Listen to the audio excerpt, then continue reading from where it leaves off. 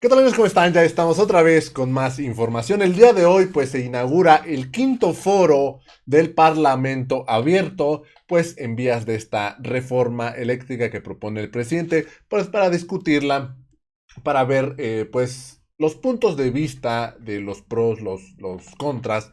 Y resulta que el día de hoy se presenta este ex rector de la UNAM, quien convoca a rechazar la reforma eléctrica del presidente. Pero no solo esto, sino que en su intervención, pues pone 10 puntos por los cuales no debes aprobarse esta reforma eléctrica. La verdad es que, pues, no quisiera usar esta palabra, pero es una reverenda estupidez lo que habla este ex rector. Me sorprende que haya sido rector de la UNAM. Para empezar, así de momento recuerdo el punto número 10, que es el que me daba más coraje, donde él decía, en ningún otro rubro donde participe el Estado, como es educación, salud, se limita la participación de los privados, acusando que CFE quiere ser la única proveedora de electricidad en México. Para empezar, se plantea que CFE tenga el 56% del mercado, perdón, el 54% del mercado, y la industria privada se quede o pueda manejar el 46%. Esto para nada es excluirlos. Se les está dejando el 46%, vaya. Ya se ha hablado que es la electricidad que se consume en España o en Argentina. No pueden decir que los están excluyendo. Además de esto, hablar pues de la educación, donde también entra el sector privado, es que no se puede comparar. Es claro que la educación también es una obligación del gobierno dar educación gratuita a los mexicanos. Ya es decisión de cada persona si quiere mandar a sus hijos a una universidad privada, a una escuela privada. Pero ¿por qué es que muchos mexicanos deciden mandar a sus hijos a educación privada? Pues porque durante todo el periodo neoliberal se abandonó la educación con el fin de privatizarla, con el fin de darle el paso a los privados. Es por eso que ahora entra mucho la iniciativa privada en educación. Y no hablemos de salud. Obviamente, salud también es una obligación del gobierno hacia los mexicanos. ¿Por qué hay mucha iniciativa privada en salud? Pues porque en el periodo neoliberal destruyeron el sector salud en México para darle paso a la industria privada. Destruyeron la infraestructura de salud en México, de alguna manera intentando privatizar la salud. Ahora pretendían destruir CFE para darle paso totalmente a la industria privada. Que no venga a decir que como en otros lados no es así, en otros rubros no es así. Lo intentaron, pero no lo consiguieron. Así de simple. Vamos rápidamente a escuchar la intervención de este ex rector de la UNAM, quien pues da sus 10 puntos para no aprobar esta reforma. La verdad es que es indignante escuchar a un mexicano hablar de esta manera. Vamos rápidamente a escuchar pues las estupideces de esta persona. Y nuevamente bienvenido, doctor Francisco José Barnés de Castro. Adelante, señor. Muchísimas gracias. En primer lugar, quisiera agradecer, señor diputado Manuel Rodríguez, la invitación para participar en este foro. Y si me hacen el favor de proyectar la primera lámina, empezaré diciendo que no soy un experto, ni mucho menos en sistemas eléctricos. La siguiente, por favor. Pero algo he aprendido de los expertos a lo largo de todos estos años. Algunas de las cosas que he aprendido y que considero pertinentes para nuestra discusión el día de hoy son las siguientes. No se puede improvisar.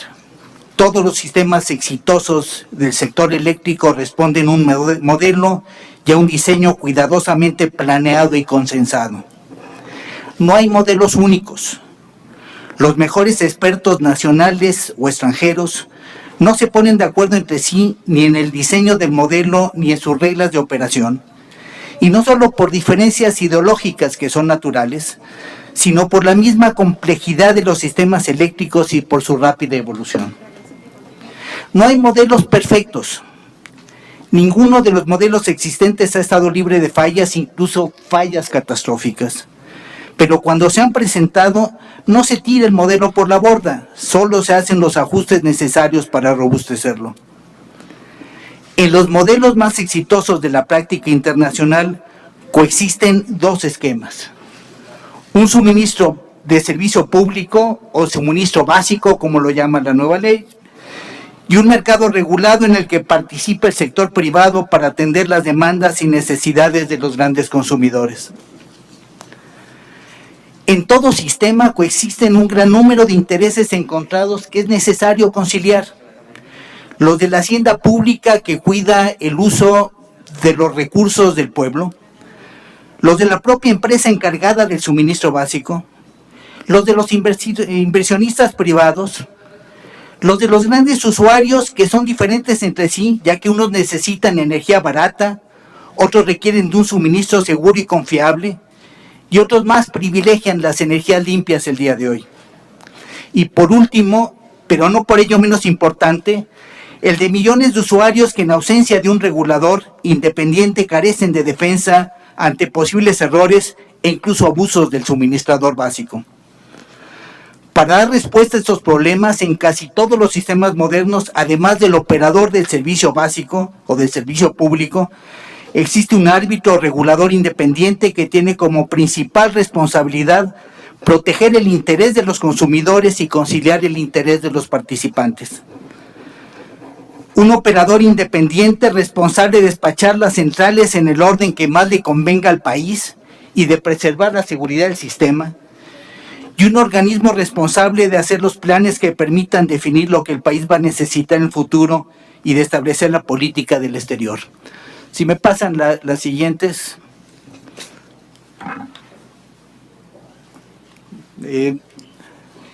La siguiente.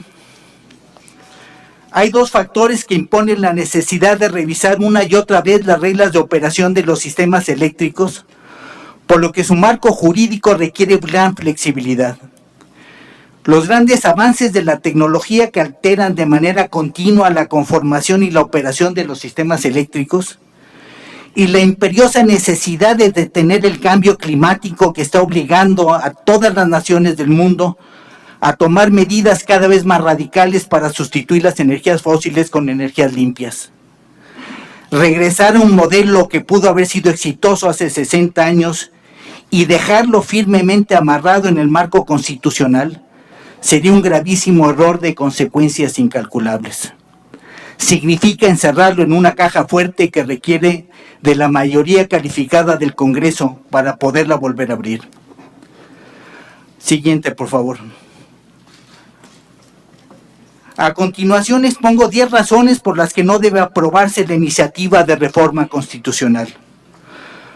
Primero, la respuesta es mucho más restrictiva para la participación del sector privado que el existente antes de la reforma anterior, sin que haya ningún estudio serio que demuestre que la inversión privada en este sector daña la economía nacional o perjudica a los usuarios, y hay muchos estudios que demuestran lo contrario. Segundo, cancela el derecho de los usuarios calificados de contratar y recibir electricidad de otras fuentes de suministro diferentes a la CFE, lo que necesariamente va en detrimento de la competitividad de la industria nacional. Y por otra parte, México, como la gran mayoría de los países del mundo, ya decidió en su legislación anterior que es absurdo utilizar recursos públicos que son de todos los mexicanos para suministrar energía a quienes se pueden valer por sí mismos. Resulta más absurdo todavía imponer un modelo de suministro único, sufragado con recursos públicos, a quienes requieren de energía más barata, más confiable o más limpia que la que le puede proporcionar la Comisión Federal de Electricidad. Tercero, a más de 800 centrales eléctricas en operación o en construcción, se les impone un cambio radical en su modelo de negocio, lo cual es violatorio de nuestro propio marco legal y de los acuerdos internacionales suscritos por nuestro país. Cuarto, cancela todos los permisos de generación y todos los contratos celebrados por la CFE afectando a cientos de inversionistas nacionales y extranjeros. Un gran número de las empresas afectadas recurrirán a arbitrajes internacionales, dañando nuestra reputación. Todo el esfuerzo de este gobierno y de gobiernos anteriores por atraer inversiones lo estamos tirando por la borda. Quinto, cancela sin previa resolución judicial los derechos de los socios de más de 300 centrales legadas con permiso de autoabastecimiento que la CFE afirma que son ilegítimos, pero que nunca ha podido demostrarlo ante los tribunales. Siguiente, por favor. Sexto, eleva a rango constitucional un injustificado y arbitrario límite a la participación del sector privado en generación.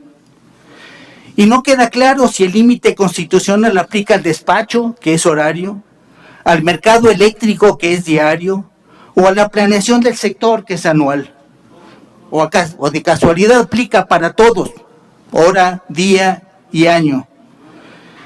¿Qué haremos cuando por cualquier razón la CFE no pueda cumplir con el límite establecido en la Constitución por no tener la capacidad disponible? Y eso nos ha ocurrido muchas veces en el pasado y nos va a volver a ocurrir en el futuro.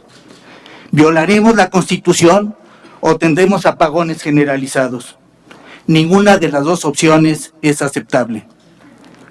Séptimo, se modifican arbitrariamente las reglas de despacho económico basado en costos marginales con el único fin de privilegiar el despacho de las centrales de la CFE.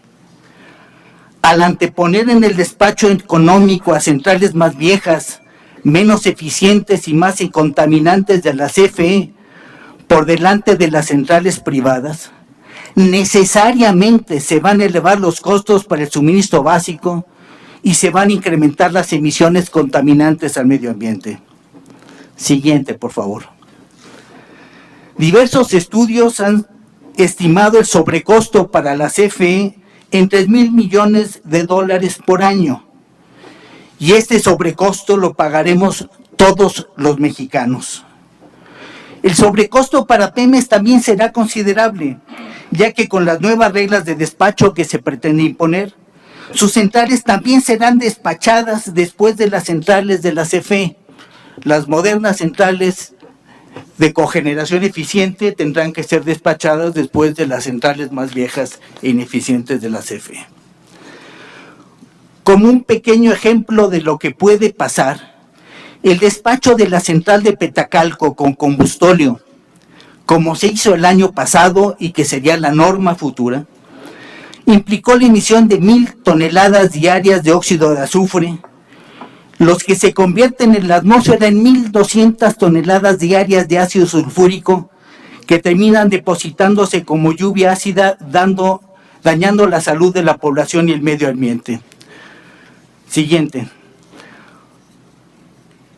Va a ser imposible que cumplamos con las obligaciones legales y nuestros compromisos internacionales en términos de emisión de contaminantes a la atmósfera, de reducción de emisiones de gases de efecto invernadero y de participación de energías limpias. No los estamos cumpliendo ahora, mucho menos cuando los más de 13,000 megawatts de centrales eólicas y solares del sector privado sean despachados después de las centrales más ineficientes y contaminantes de la CFE. Noveno, le otorga a la CFE plena autonomía para fijar los precios de electricidad, para autorregularse y para regular a los demás participantes, sin ninguna otra participación y sin contrapeso alguno de otros agentes del propio Estado mexicano. En ninguna otra actividad en las que participa el Estado se le otorga plena y total potestad a la entidad responsable, ni siquiera a las universidades públicas autónomas. Y décimo, es importante resaltar que ninguna otra de las actividades esenciales asumidas por el Estado, como son la seguridad, la salud y la educación de todos los mexicanos, se restringe la participación del sector privado como se pretende hacerlo ahora con el sector privado.